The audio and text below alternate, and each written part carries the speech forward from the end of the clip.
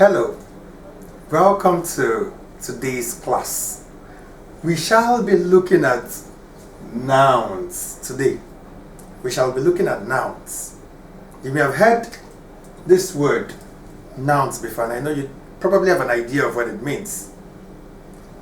A noun is a word that refers to a person, place, thing, or idea.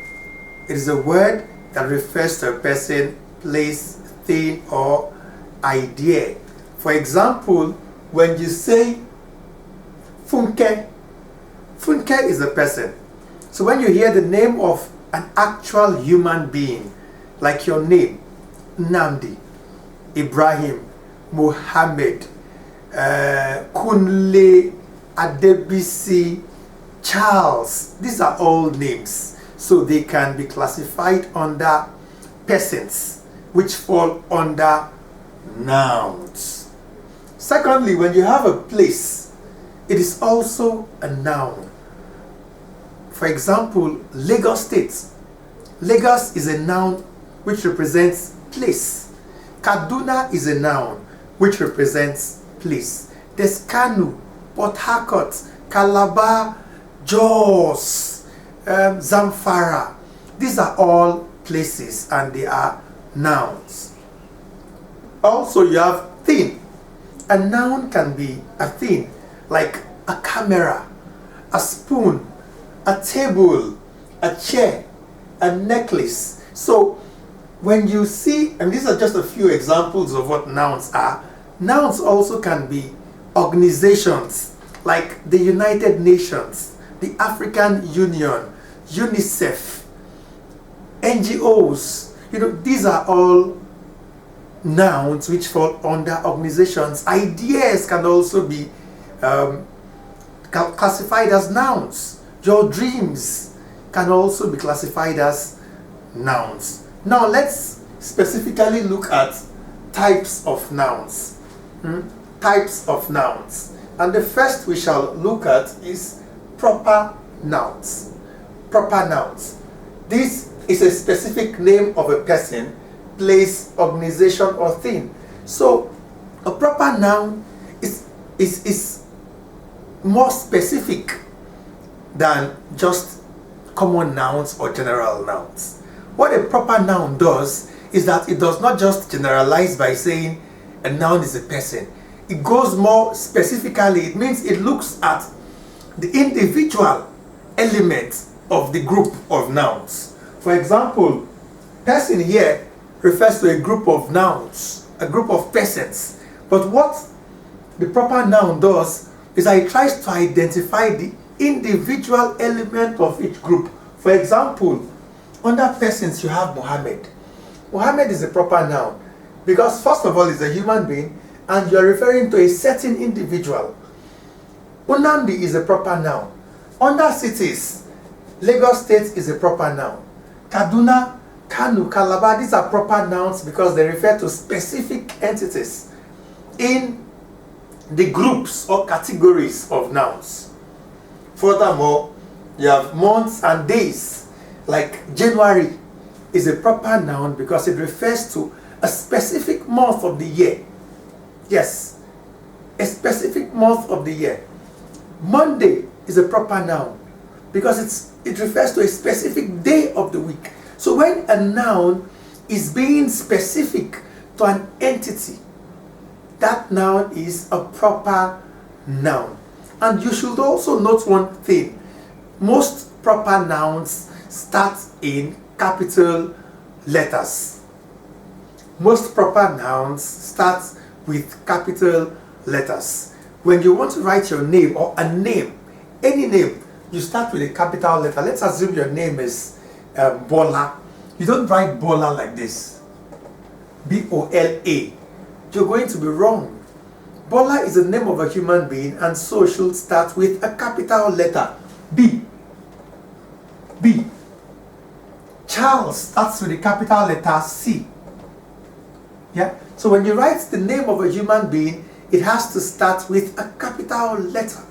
Also, when you write the name of a city, like Lagos, Kano, Jos, Ikoyi, Obalende, Victoria Island, you have to start with a capital letter because these are nouns, specific nouns. These are proper nouns. Also, when you write a month or a day, you have to start with a capital letter. Like when you want to write Monday, it has to start with a capital letter M. M, Monday. Tuesday. So all, or perhaps most proper nouns must start with capital letters. Now moving on, we shall consider the second type of nouns, which is common noun. Common noun. This relates to general name of things, animals, ideas or concepts. General name of things. For example, you may have the word school. School is a general name for where people learn. School is a general name for where people learn. But more specifically, there are schools where people go to. There are more specific names of schools. For example, the name of your school is a specific name. It's a specific entity of school. When I say Ereko Senior Grammar School, that is a specific school. However, the word school is general for many schools, which includes your school, my school, Tunji School, Comprehensive School, Command School, St. William School, St. Anthony School. You get? Also, the name women is a general name for female humans. Women is a general name for female humans. But more specifically, there are human beings who are women and who have names. For example, there is Bisi or Mrs. Bisi. You may have Mrs. Ungozi. You may also have Mrs. Ada, Mrs. Aisha. You get? These are women specifically. So when you have this word appearing, women, it is a common noun. Also, men is a common noun. You may have Mr. Tony, Mr. Charles, Mr. Ibrahim, Mr. Mohammed, Mr. Bola. You get? These are specific names. But the word men is a general term for male human beings. Now moving on to towns. The word town or towns refers to places where people reside. You may liken it to cities. Obalende is a town. So when you say towns, it is a general name for many towns, like Obalende, Lekki, VI, Ikeja. You get? So this is a common term. Boy even is a general name. Now this table helps us to understand better. On the left hand side we have common nouns, while on the right hand side we have proper nouns. For example, you have boy, girl, woman, man. And so you have Tunji, Ima, Aisha. These are names for boys and girls and women and men.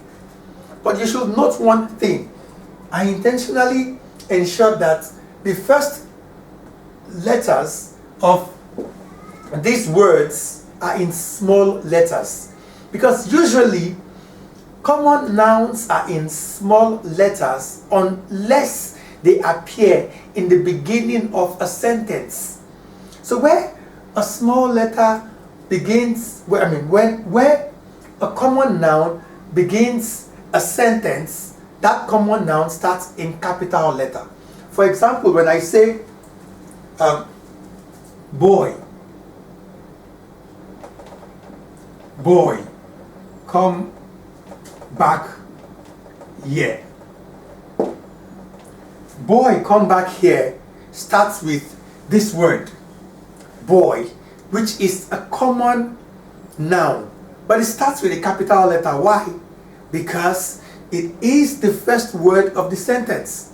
But where this boy appears in the middle, then it comes in small letter. For example, come back here, boy.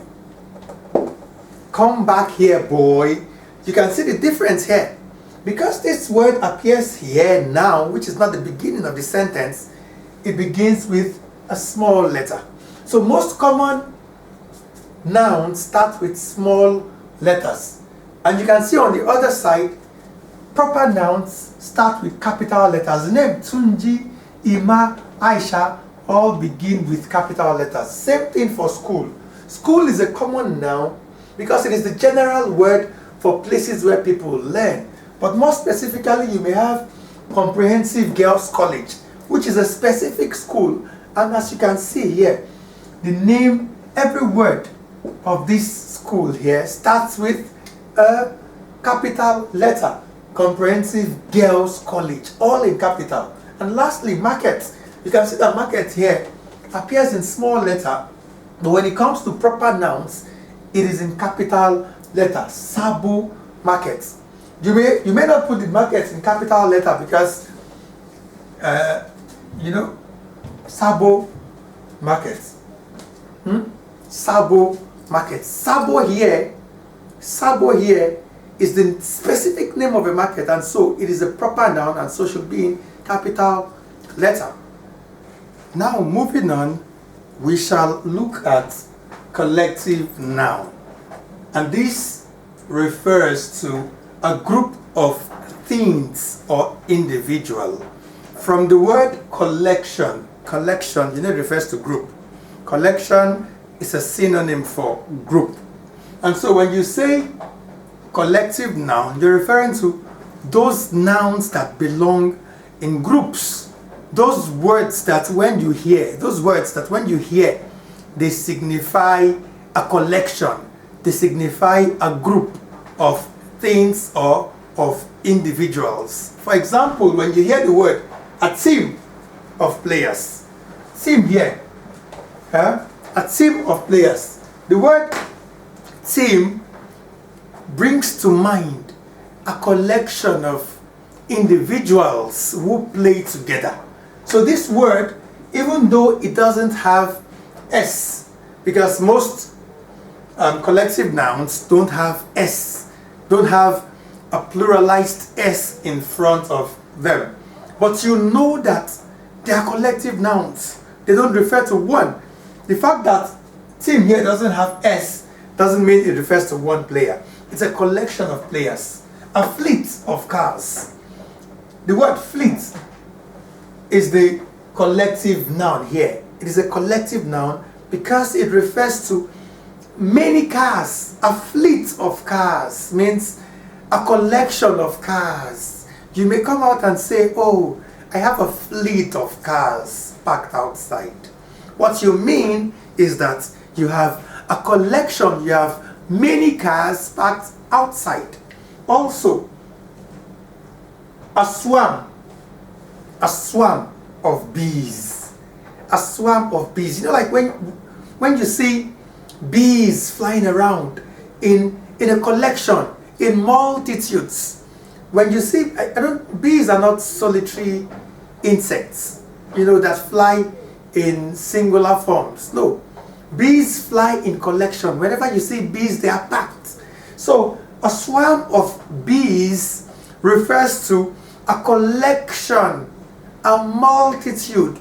It means plenty. Bees. So this word swarm is a collective noun because it refers to a collection, a class of students. You are in a class and there's a class of students in your school where you belong.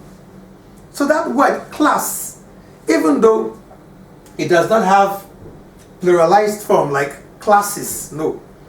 It is class, but it's a collection signifying that it holds many people, many students.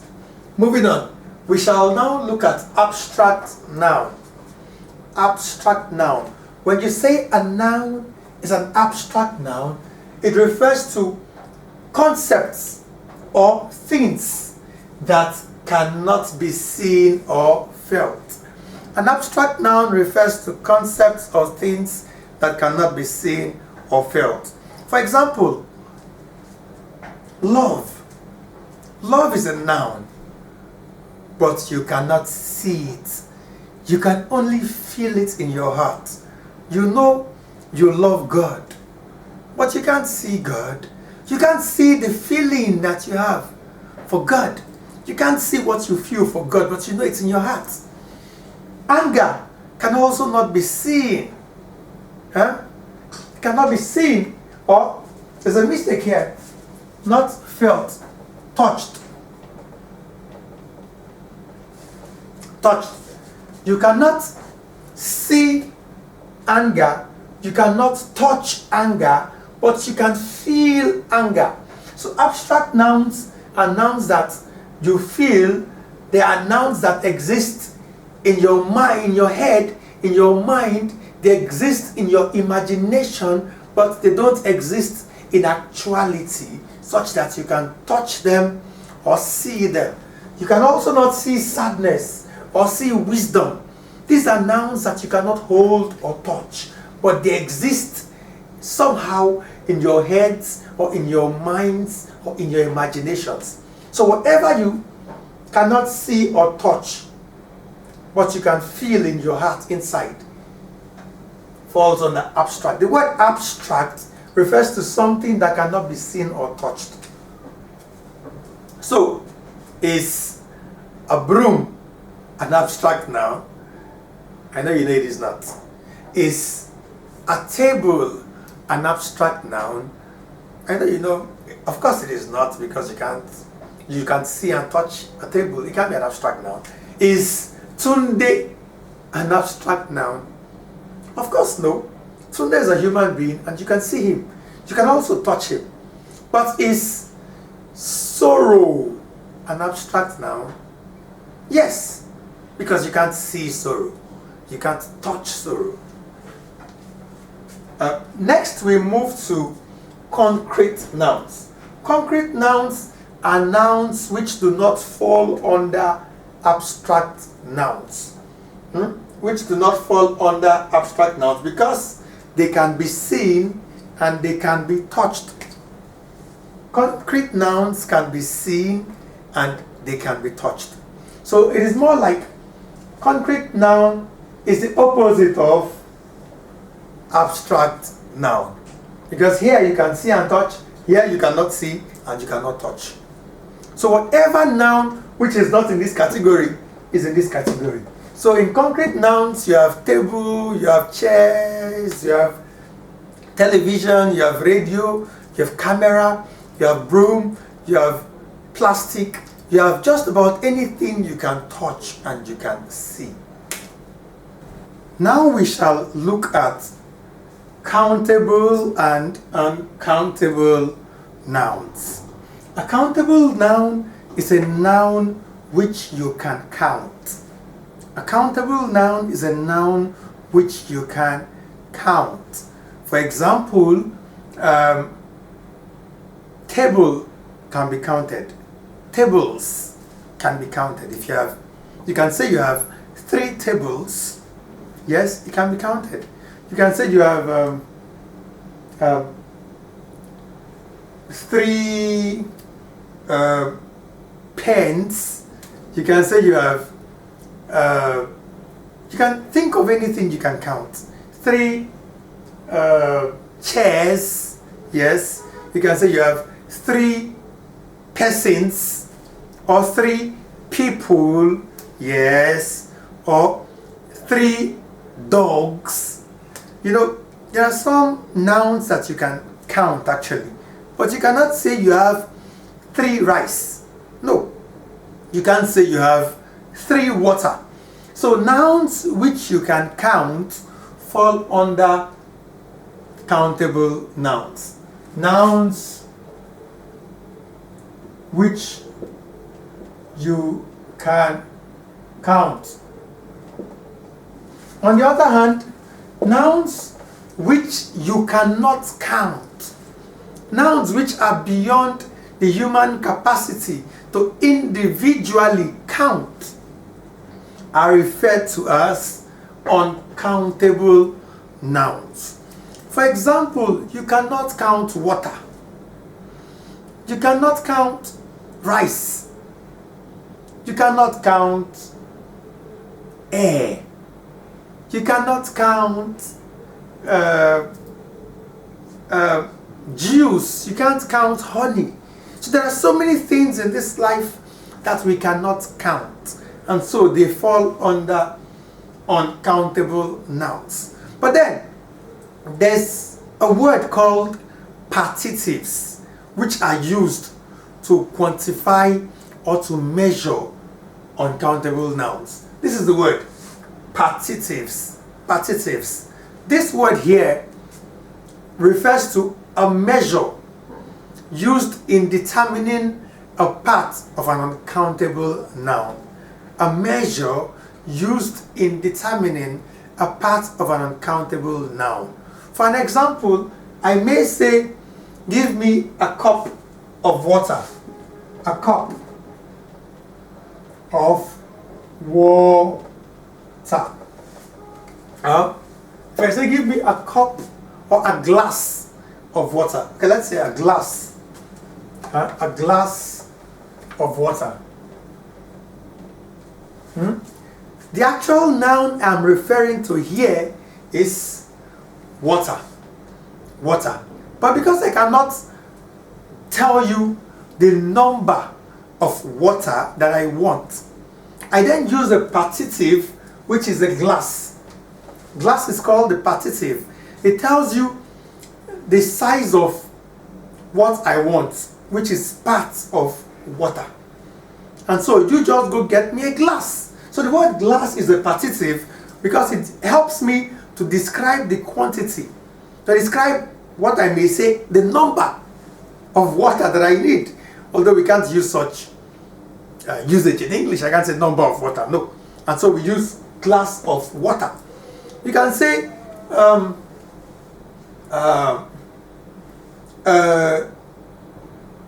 bucket of water or a liter of fuel. The usage, a liter of fuel. A liter of fuel. Fuel here is the noun. The word liter is a partitive. Why? The word liter, I spelled liter wrongly. I spelled liter wrongly. The word liter is a partitive because it refers to a quantum or a section or a fraction of fuel that I need. Moving on, plural of nouns. We shall look at plural of nouns. Plural of nouns. How do we make a singular noun plural? There are so many ways of pluralizing, but it tends to give some people worries because English has a very irregular pattern of pluralization. In some cases, some words are turned from singular to plural by adding s at the end of the word, which is the most common form of pluralization. So when you have s here at the end of a word, that word changes from being singular to plural. So the word s, the word boy rather, boy, becomes plural when you add s. It becomes boys. So s here is the most common form of pluralizing. The word cup is singular. It becomes plural when you add s to have cups. Cups. The easiest form. Now the second form is when you add es to a word. That word becomes plural. Examples are mosquito, branch. So when you add es to mosquito, it becomes mosquitoes. The plural form here is the addition of es. Also, when you add es to branch, it becomes branches. This is the second most common way to make singular words plural. Moving on. In C here, Y changes to IES to convert a singular word to a plural word. For example, when you have lady, which is L-A-D-Y, huh? To make this lady a plural word, we have to remove the Y and put I-E-S. It becomes ladies, which is the plural form of lady. Also, when you remove the Y in country, you remove Y and you put I-E-S, it becomes countries, which is plural, meaning it has many countries. By the way, a singular noun refers to one noun. One, singular, one. Plural, many. Plural, many. More than one. When you have 2, 3, 4, 5, 6 and above, such word is in plural form. D, F or FE changes to VES. So words that have F or FE will change to VES to become plural. Examples are thief, wife, knife, and words like that. So, yeah, strife. Thief here, if you look at it well, the F is taken out and VES is added. Huh? The letters VES are added rather to make thief become thieves. Thieves. Thieves. Wife. In wife, the FE changed to VES. So wife becomes rather wives. Wives. VES. So we take out FE and we add VES here. Here we take out F and we add VES. And also we have in E here where vowels change to plural form. Here we don't add anything really at the end. We only change the vowel sounds or vowel letters in the words to convert them to plural. Also, you may change a consonant or two to achieve your plural form. Let's go on. In the word tooth, which is one of your teeth, just one. To make this plural, it becomes teeth, which implies many tooth, more than one tooth. So what do we do here? We change the OO to EE. It's an irregular form of pluralization. In the next one, mouse.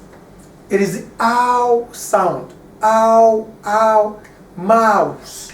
It changes to mice. You can feel the difference from ow to I. From ow like this to I like this. So by the change of vowel sound from mouse, ow to I, mice, you achieve your pluralization.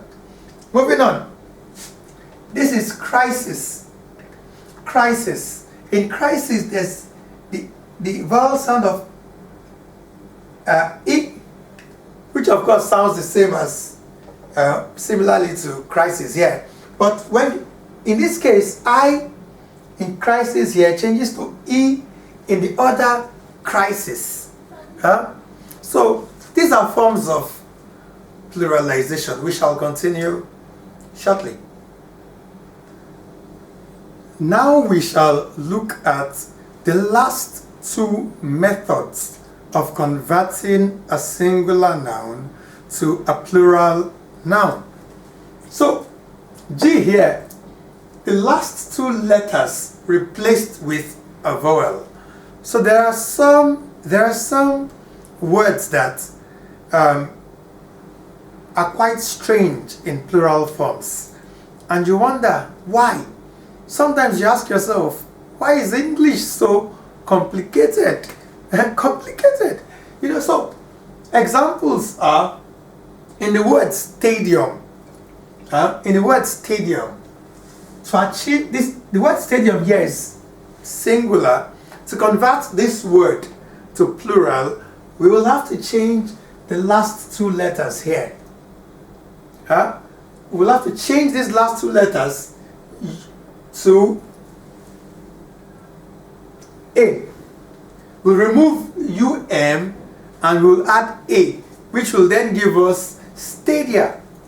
So when you're talking about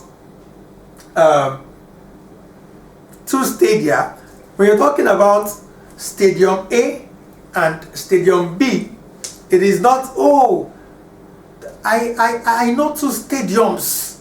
You'll be wrong. There's nothing as stadiums.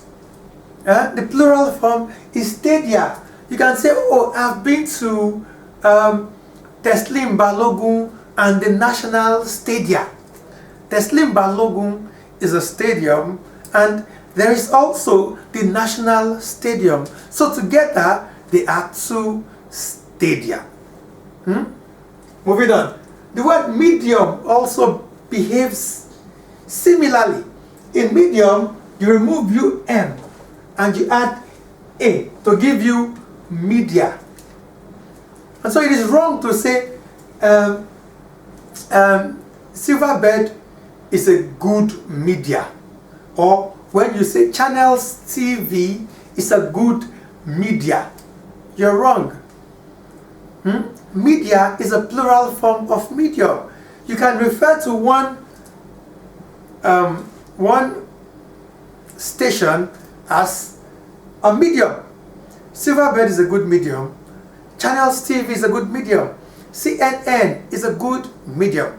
But together, they are good media. Media is a plural form referring to two or more medium. Referring to two or more of medium in several forms. Now, syllabus. Syllabus here works similarly.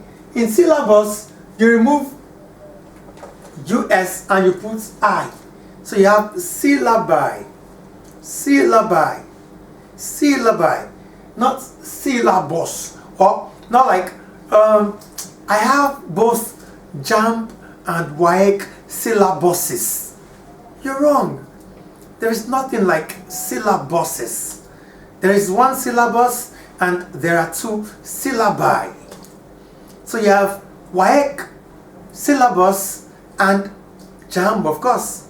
So when you put the two of them, you have syllabi. So this is the plural of syllabus. Your phenomenon. Phenomenon refers to one event.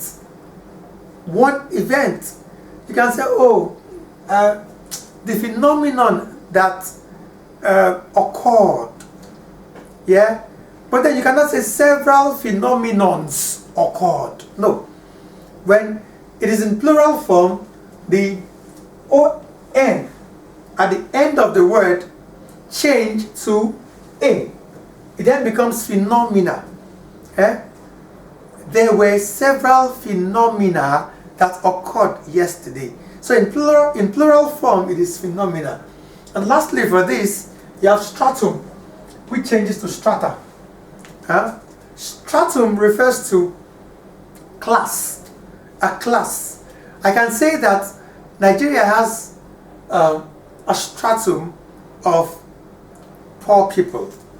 But then I can also say that Nigeria has several strata of people, which refers to Nigeria having poor people, rich people, medium class people, and the rest. So strata means several in terms of categorization. So it is the plural of stratum. Moving on. In H here, as a way of pluralizing, units of measurement used to indicate quantity of uncountable nouns. It therefore means that As we have said initially, it is not possible to pluralize uncountable nouns. I cannot say, oh, I want to take, oh, bring teas for us. Listen to this. Bring teas for us. Teas here, it may be the writer's intention to imply that the bringer of the tea should bring for many, for us, meaning we are many, we are more than just me. It means bring teas, but you can't pluralize teas. So how do you break this dilemma? You use what we call partitives. I mentioned it earlier. You use partitives to pluralize. It means you introduce cup. So bring, it becomes here, bring cups of tea for us. You may also mention the number of cups that you want. Cups here. So in this mode of pluralization, it is the partitive that is pluralized and not the actual noun. And that is why here it is cups, which is pluralized and not tea. Also, you can say a bag of gari. In a bag of gari here, the plural, the noun is gari. The partitive or the measurement used is bag. In pluralizing this noun called gari here, we can only focus on the partitive, which is the measurement, and that is bag. So if I want more gari, I can tell you to bring 2 bags of gari, bring 3 bags of gari. I can also say, give me 3 cups of gari, or 2 buckets of gari if it is allowed. You just have to find a partitive, a means or a unit of measurement to go along in describing the quantity of uncountable nouns that you need. Yeah, now we shall look at functions of a noun. Functions of a noun. And in English language, there are basically 5 grammatical functions for nouns. The first of those functions is subject of a verb. A noun functions as the subject of a verb. What this means is that the noun is what the verb is referring to. That is what subject means. It means when you have a sentence where there's a noun, there's a subject in the beginning. In this kind of function, the noun usually comes in the beginning, preceding the verb. The noun comes before the verb. So when you see a sentence, typically where the noun comes first, and then the verb comes afterwards, maybe not immediately, but afterwards. In this sentence, Ada is a beautiful lady. Ada here is the subject. Beautiful is the verb. Ada is the subject. Beautiful is the verb. So Ada is the noun. Beautiful is the verb. So here it functions as the subject of a verb. Ada is the subject of beautiful. You get it? Because this sentence here is trying to say that Ada is beautiful. So she is the subject of beautiful. Also, the man in the second sentence, the man is a dangerous person. So who is dangerous? The man. So the man is the subject, and that man is dangerous. And don't forget, in this case we say the first function of a noun is when it serves as the subject of a verb. It means that the verb, the action in that sentence is about the noun, which is the subject. In the third sentence, the car smashed into a wall. So this smash here, which is the verb, what is it referring to? It is referring to the car, which is the noun and also the subject. Are you following?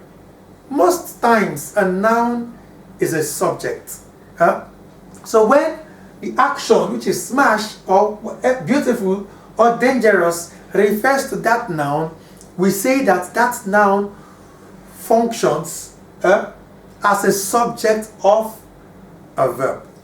Moving on. In the second function of nouns, a noun functions as the object of the verb. Opposite of the first one. In the first case, it functions as the subject of a verb, while in the second case, it functions as the object of a verb. Here, the noun comes up immediately after the verb in the sentence. Unlike in this first case, where I said the noun comes up in the beginning. In the second case, the noun comes up after the verb. Examples are, the man instructed his son on performance.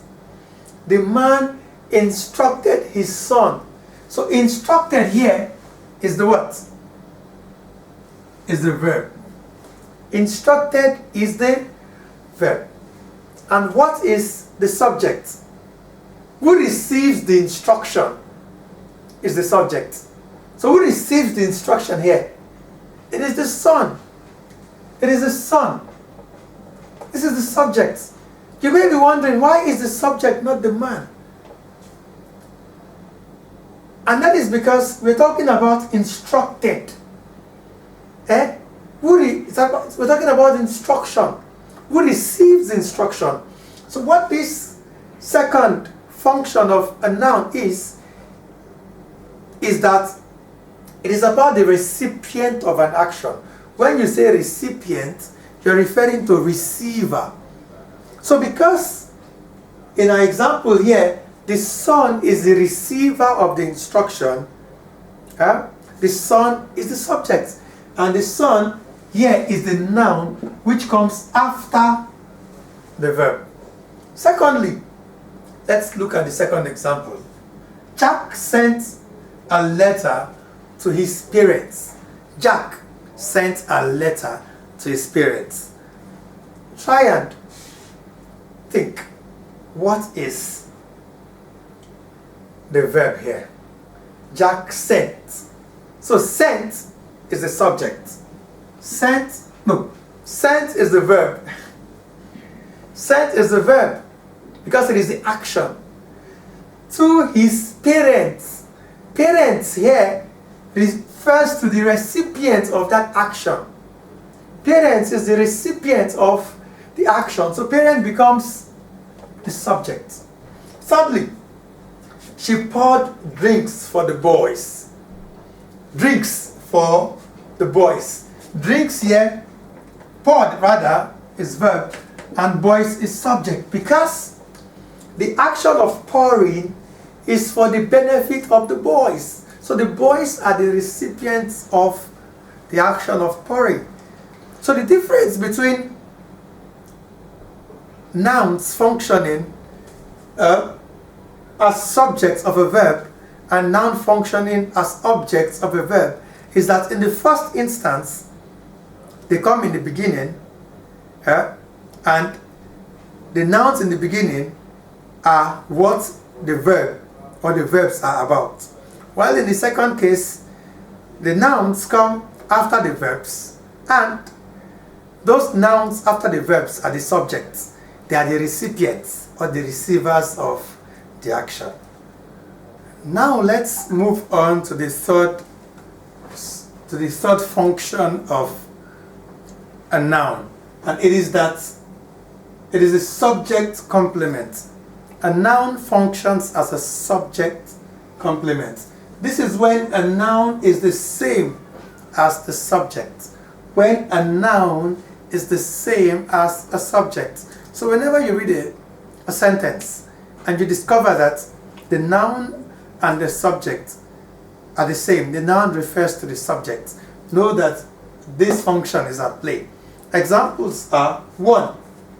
My father is my mentor. My father is my mentor. You can see that the noun is the same as the subject. The noun here is referring to the subject. My father here is the same person that is my mentor. Huh? Secondly, when I say my sister is my bridesmaid, it means the same person who is my sister is also my bridesmaid. The noun in this sentence is referring to a subject who is the same person that is the noun. Thirdly, Mr. Oke is the chairman of the company. Mr. Oke is the noun, and being chairman is the subject. So, in these three examples that I gave, you can see one thread. The noun and the subject are the same. And that is the third function of nouns, meaning they function as subject complements. Moving on. The fourth function of a noun is that it is an object complement or complement of an object. If you listened well to the second function of a noun I gave, which is that it functions as the object of a verb, you'll get the explanation of this. It is more like the same. When a noun functions as the object complement, it merely implies that the verb is in direct reference to the noun. More like saying, Nkechi teaches her son. Teaches there, which is the verb, is in direct reference to the son. The son benefits or receives the service of teaching. More like the second explanation I gave. And lastly, a noun functions as complement of proposition. Complement of proposition. And this is when the noun comes immediately after a proposition. This is when the noun comes immediately after the proposition. So, but then what is a proposition? A proposition in English grammar is a word that connects a noun or a phrase. It is a word that connects a noun or a phrase in a sentence. That is what a proposition is. For example, the word on is a proposition. The word to is a proposition. So when you see the example, I go to work every day. I go to work every day. Go here is what? Is the action. So it is the verb. To here is what? It is the proposition. Why? Because it links the action to the noun. So is the proposition to work. Work here becomes our noun. So, like I said initially, complement of proposition is where the noun comes after, immediately after a proposition. And as you can see here, the word work comes after the proposition. So, here, noun functions as a complement of proposition. Secondly, he climbed up a ladder. Up is a proposition. Climb is a verb. And ladder is the noun. Ladder here comes after the preposition up. So whenever you read and you see that a noun comes immediately after a preposition, just know that that noun is working as a complement of a preposition. With this, we have come to the end of nouns. See you in the next class.